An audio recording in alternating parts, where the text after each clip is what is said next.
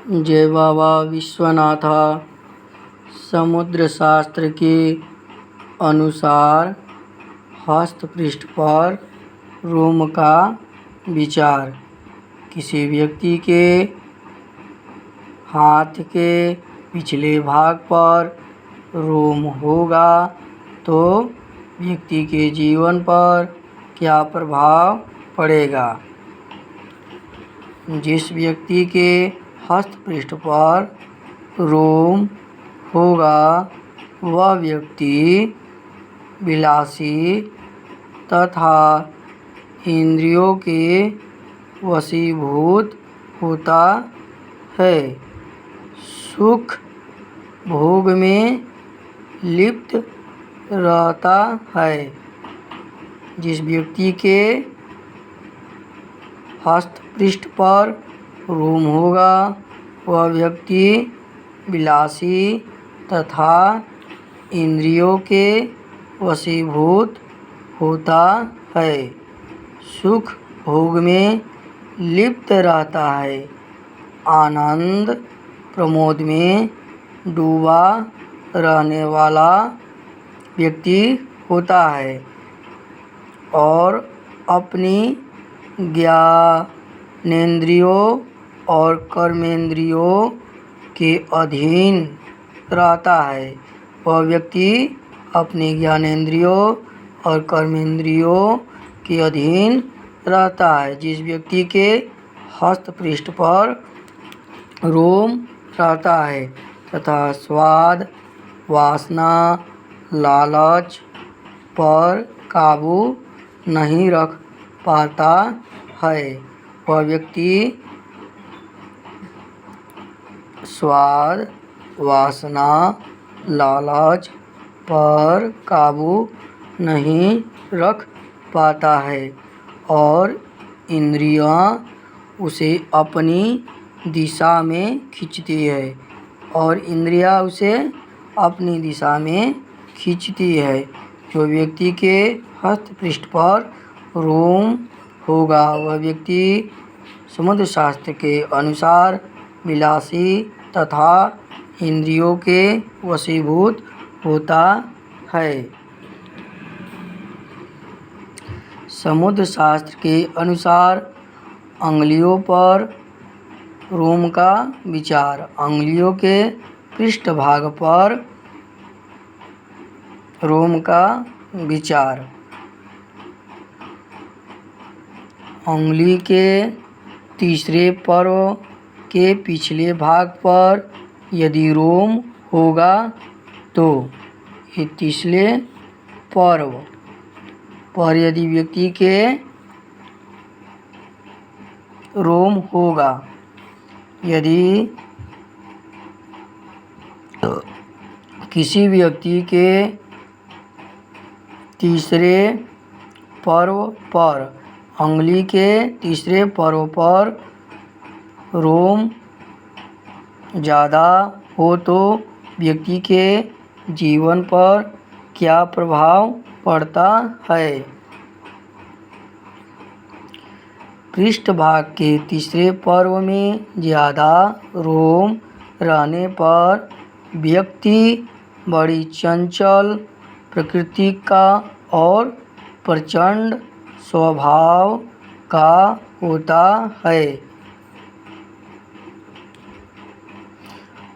जिस व्यक्ति के हस्त पृष्ठ पर जिस व्यक्ति के अंगुली के तीसरे पर्व के पिछले भाग पर रोम होगा वह व्यक्ति बदलती हुई प्राकृतिक और आक्रामक या बहुत तेज अधिक ऊर्जावान होता है। आक्रामक भी व्यक्ति होगा बहुत तेज अधिक ऊर्जावान। वह व्यक्ति क्रोधी भी होता है। जिस व्यक्ति के अंगुली के तीसरे पर्व पर रोम होगा पिछले भाग में वह व्यक्ति दृढ़ होता है और वह व्यक्ति को नियंत्रण करना आसान न हो। जो काम सोचेगा वह काम व्यक्ति करता है। जिस व्यक्ति के उंगली के तीसरे पर्व पर पिछले भाग पर रोम होगा तो वह व्यक्ति चंचल प्रकृति का और प्रचंड स्वभाव का होता है। उंगली के पृष्ठ भाग में ज़्यादा रोम होने से, ये तीनों पर्व पर रोम होने से व्यक्ति के जीवन पर क्या प्रभाव पड़ेगा?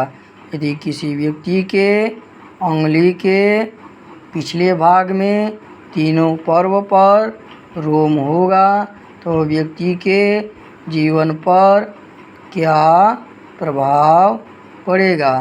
तो वह व्यक्ति निष्ठुर प्रकृति का होता है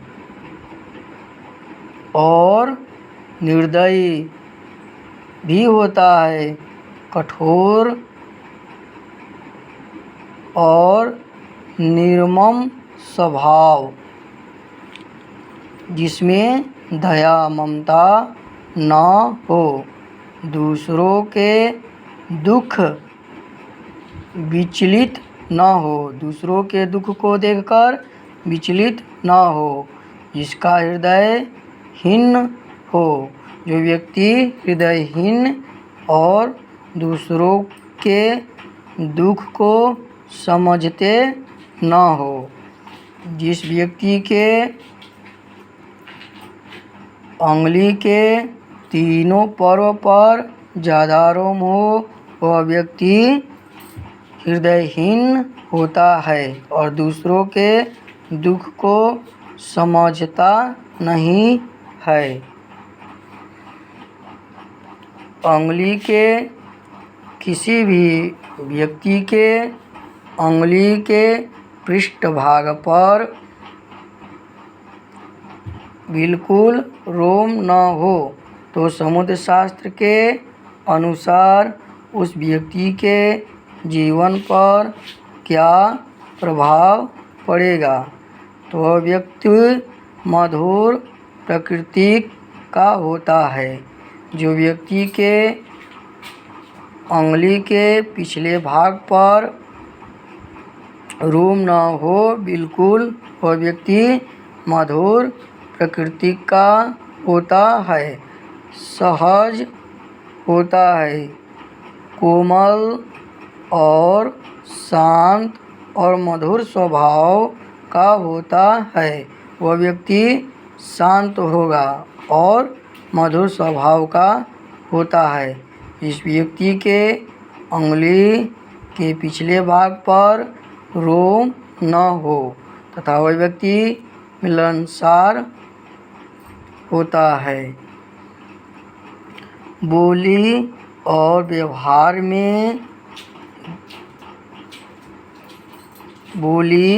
व्यवहार से सभी का मन मोह लेता है।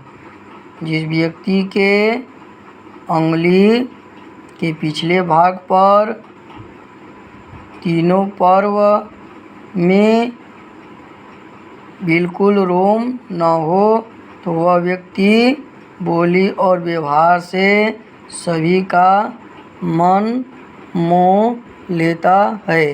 समुद्र शास्त्र के अनुसार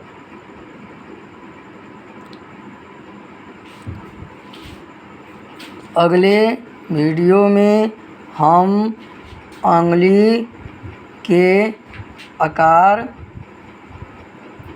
पर विचार करेंगे कि कौन सा उंगली किसके समान हो तो व्यक्ति के जीवन पर क्या प्रभाव पड़ता है समुद्र शास्त्र के अनुसार।